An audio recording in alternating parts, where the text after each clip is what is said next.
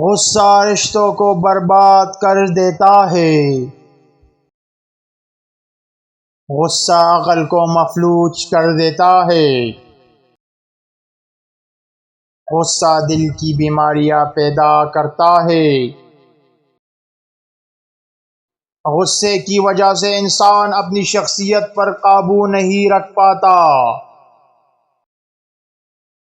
غصہ انسان کو نیکی کے راستے سے دور کر دیتا ہے۔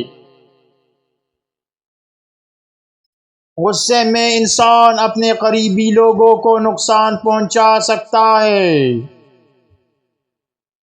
غصہ انسان کی شخصیت کو منفی بناتا ہے۔ غصہ ایک لمحے کے لیے پاگل پن ہے۔ غصہ ایک آگ ہے جو اپنے ہی مالک کو جلا دیتی ہے۔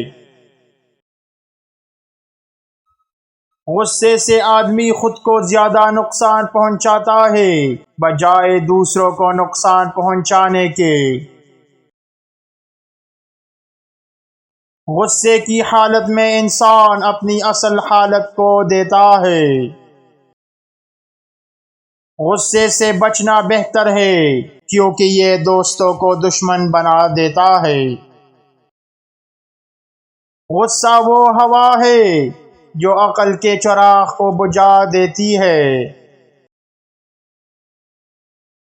غصہ ایک ایسی بیماری ہے جو روح کو بھی بیمار کر دیتی ہے۔